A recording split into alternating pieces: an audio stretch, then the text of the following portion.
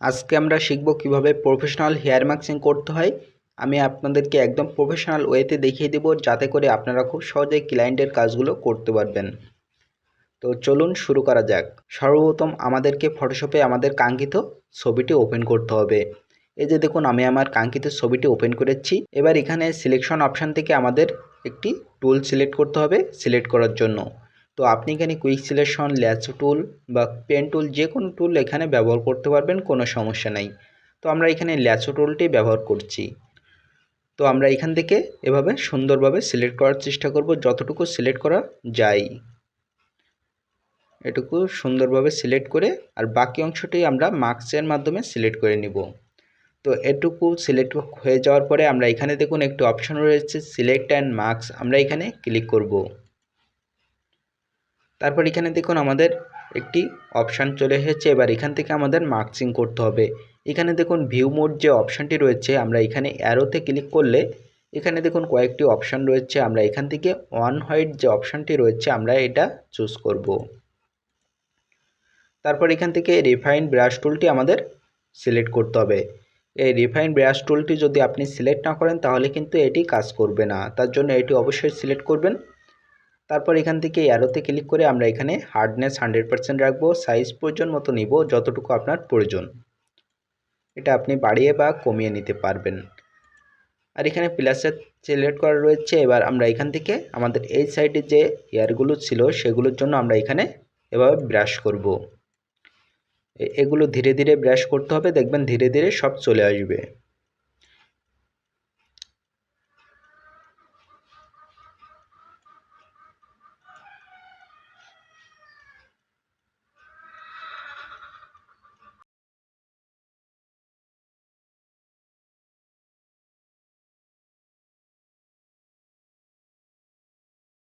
আপনি চাইলে একটু জুম করে করে কাজ করতে পারেন, সেক্ষেত্রে আরও ভালো হবে।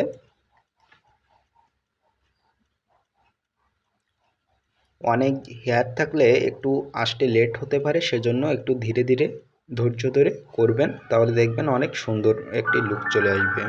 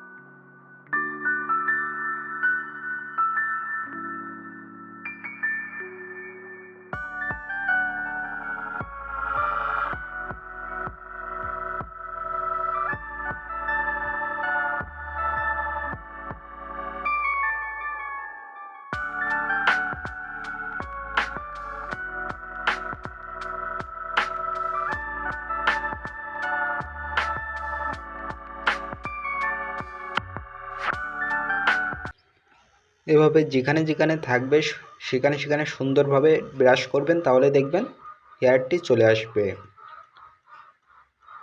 একটু কেয়ারফুলি সিলেক্ট করবেন, তাহলে দেখবেন খুব সুন্দর একটি কাজ হবে।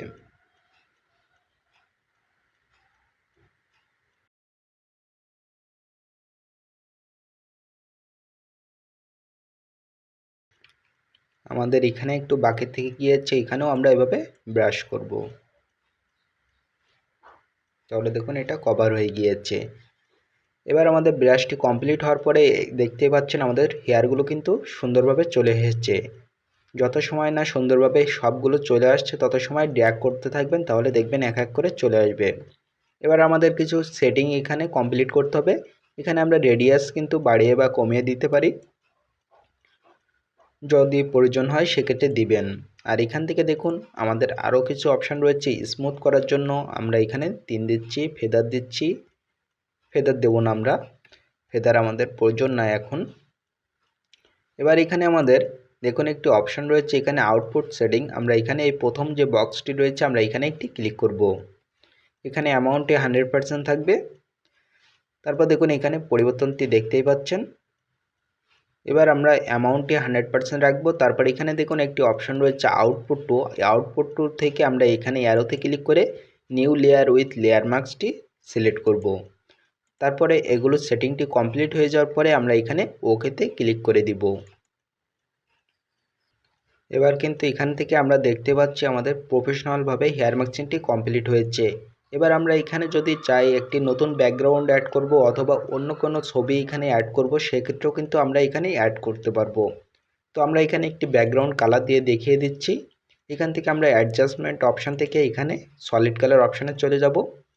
এবার এখানে আপনি যে কালারটি আপনার ফেভারিট কালার সেটা আপনি এখানে চাইলে দিতে পারবেন। আপনি এখানে গ্রিন কালার, হোয়াইট কালার সব কালারে এখানে দিতে পারবেন। রেড কালার, ব্ল্যাক কালার আপনার যেটা পছন্দ হবে আপনি এখানে দিয়ে দিবেন। তো আমরা এখানে এই কালারটি রাখছি, তারপরে এখানে ওকেতে ক্লিক করুন। দেখুন আমাদের কাজটি কতটা প্রফেশনালভাবে হয়ে গিয়েছে। আপনাদের কাছে টিউটোরিয়ালটি কেমন লেগেছে অবশ্যই এখনই কমেন্ট করে জানান, এবং ভালো লাগলে লাইক করুন, শেয়ার করুন আপনার সমস্ত বন্ধুদের সাথে। আর এমনই সমস্ত আকর্ষণীয় টিউটোরিয়াল সবার প্রথমে পাওয়ার জন্য এখনই আমাদের চ্যানেলটিকে সাবস্ক্রাইব করে পাশে থাকা বেল আইকনটি অন করে রাখুন। এবার আমাদের সম্পূর্ণ কাজটি কমপ্লিট হয়ে যাওয়ার পরে এটাকে আমরা পিএনজিতে সেভ করব, তার জন্য আমরা এটা অফ করে রাখবো। এবার এখান থেকে আমরা চলে যাব ফাইল থেকে সেভ অ্যাজ অপশানে। তারপর আপনি কাঙ্ক্ষিত যে জায়গায় ছবিটিকে সেভ করতে চান সেটা এখান থেকে চুজ করবেন। তারপর এখানে ফাইলের একটি নাম দিতে পারেন। তো আমরা এখানে একটি নাম দিয়ে দিচ্ছি ইমেজ। তারপরে সেভ অ্যাজ টাইপ থেকে এখানে আমরা পিএনজি অপশানটি চুজ করব, তাহলে এটি আমরা পরবর্তীতে আবারও ব্যবহার করতে পারবো। তো আমরা এখানে সেভ অপশানে এবার ক্লিক করব।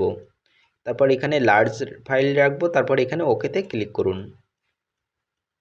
আমাদের ছবিটি কমপ্লিটভাবে সেভ হয়ে গিয়েছে।